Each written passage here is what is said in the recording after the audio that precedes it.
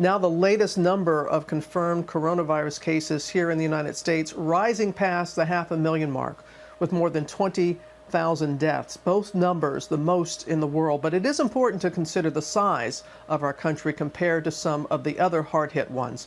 Dr. Anthony Fauci saying a, quote, rolling reentry back to normal could begin next month. And in New York, deaths remain high while the governor says there is evidence that the curve is indeed beginning to flatten. Let's go to Tom Llamas, who's outside the Navy ship Comfort there in New York City with more. Good morning, Tom. Robin, good morning to you. When you speak to doctors across New York City, some say they do see a slowdown in patients. Others say they still are feeling that surge. Governor Andrew Cuomo says we all have to be cautiously optimistic. This as we're tracking news out of China this morning. China now reporting a troubling trend, a high number of new cases now emerging. This morning, promising news New Yorkers have waited weeks for. Governor Andrew Cuomo signaling the state is finally flattening the curve. The rate of people going to hospitals dropping, but the crisis far from over. Coronavirus killing nearly 800 people a day here. Cuomo calling it a horrific rate.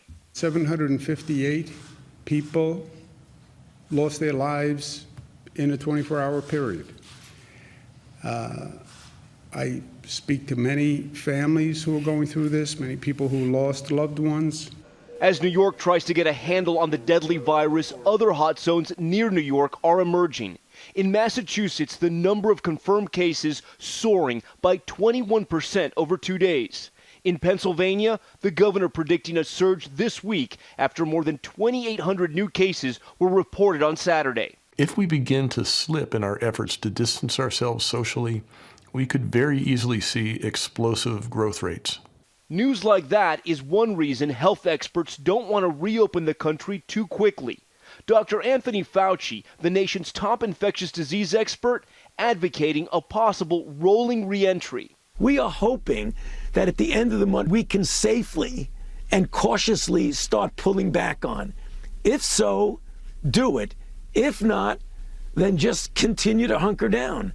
Because right now, the virus is still claiming lives across the country. More than 20,000 in the U.S. alone.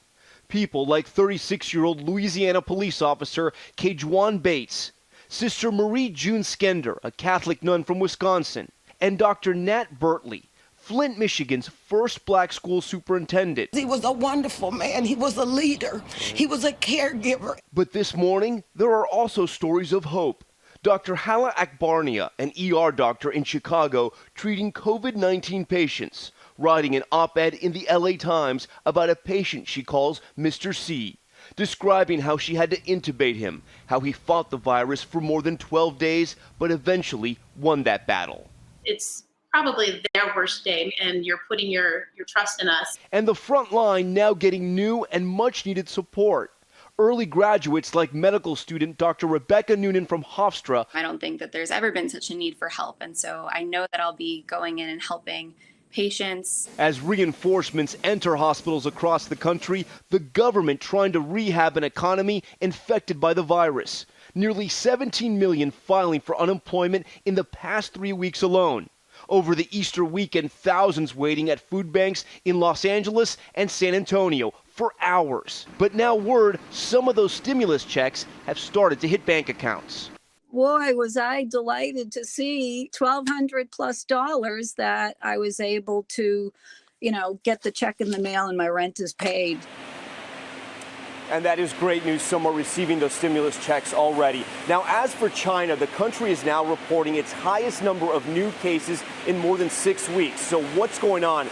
China claims these are all citizens that are flying back to China from places that have outbreaks right now, like Russia. We're going to have to monitor this news, George. It's so important. But right now, we're talking about 100 new cases each day. George? Yeah, we've seen that in other hotspots as well, Tom. Okay, thanks very much.